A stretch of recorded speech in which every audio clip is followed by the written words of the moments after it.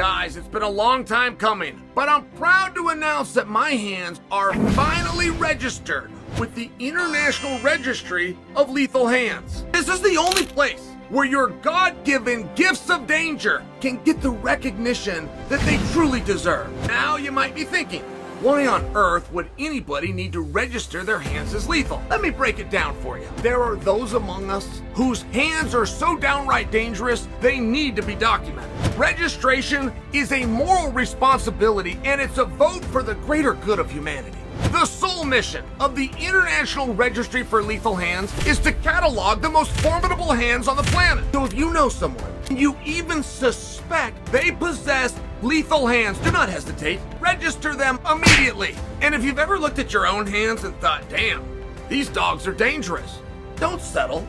Go register. Head over to registeryourhands.com, fill out a simple form, and you're official. Remember, use the promo code Chael to save 20%, or just click on the link below. No trash talk, just facts. Garry lost to me while I was injured. All right, this is a quote from Rakhmonov, guys. He hasn't finished anyone in his last 6 fights, and Protas nearly stopped him. Rakhmonov referring to Garry. Doesn't sound like a #1 contender to me. Is that it, guys? That's the whole quote? All right. So let's redo this again. This is from Rakhmonov. No trash talk, just facts. Garry lost to me while I was injured. He hasn't finished anyone in his last 6 fights, and Protas nearly stopped him. Doesn't sound like a #1 contender to me. All right. Now, this is a very common fool's mistake. A fool will often make a case for the opponent. And this would all come back to the old adage that no advertisement is bad advertisement. So I just heard from Rakhmonov, who I have not heard from in roughly a year. And Rakhmonov spent 3 sentences talking about Garry. No trash talk, just facts. Garry lost to me while I was injured. Me is not a person.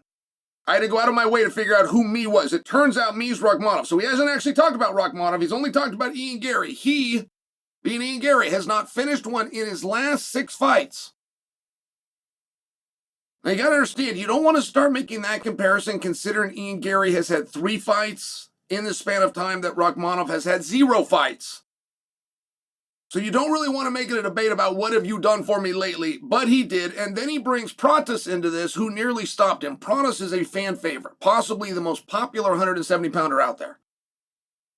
Possibly the most recognizable welterweight on the scene has now been brought into this, associated with Garry, and we got reminded that Garry beat him. So this whole thing is a very pro-Garry piece. Doesn't sound like a #1 contender to me. Okay. Who does? Who does seem like a #1 contender? I'm going to have to guess that he himself. I'm going to have to guess. He just did a PR piece for Garry.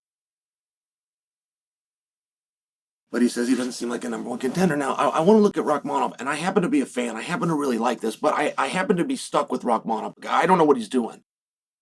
I don't ever know why he was out in the first place. There was a story that he had an injury to his ankle.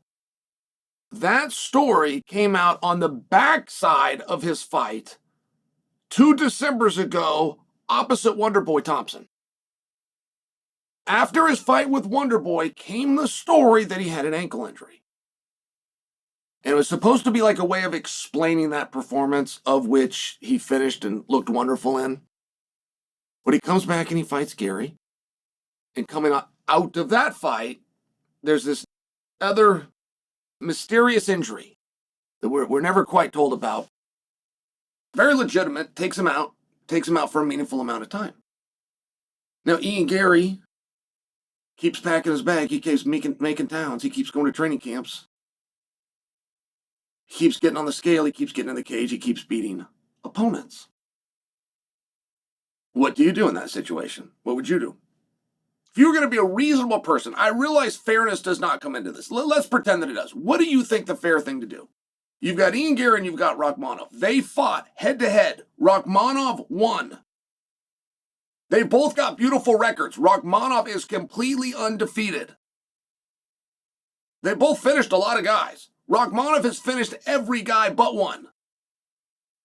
In the presence of Ian Garry and Rakhmonov, what do when you then get reminded in the last year, Ian Garry has had 3 competitions and Rakhmonov has had none?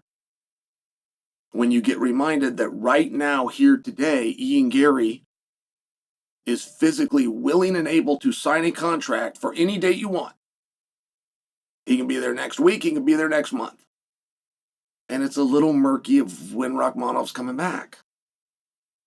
What do? I think that Rakhmonov is clearly the #1 contender. I think that he's clearly the right guy.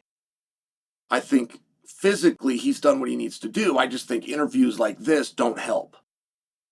When I read a Rakhmonov interview, and I don't know if he's healthy or not. I don't know if it was an ankle or not.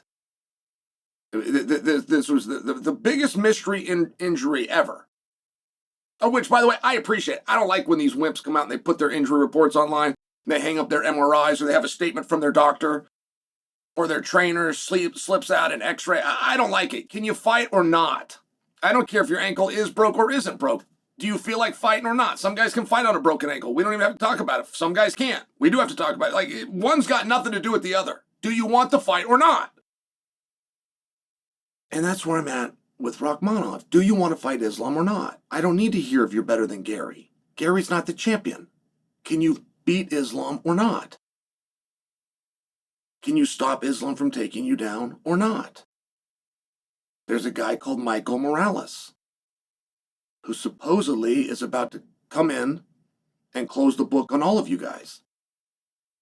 The problem with that happening is nobody knows who Michael Morales is, which is nobody's fault other than Michael Morales. Guys like me have come out and said, I think Michael Morales would be a #1 contender. But Michael Morales has not come out and said that Michael Morales should be the #1 contender. Guys like me have come out and talked about this guy. He's great. His name's Michael Morales, and he just knocked out Sean Brady. He's got this big win. It was at Madison Square Garden, and he's 19-0. He's completely undefeated. He should fight for the title. He has not come out and said any of those things.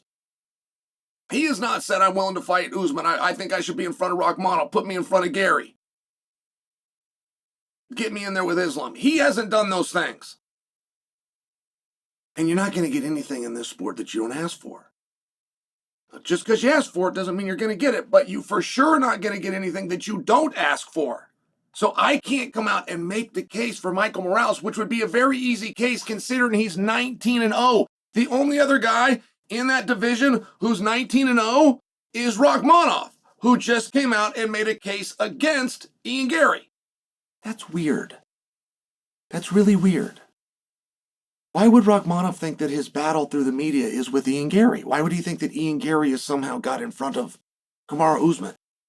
Or why would he think that Ian Garry has somehow got in front of him? Or why would he think that Ian Garry is somehow in front of Michael Morales, who, according to the dirt sheets, Dana White said is next for the title?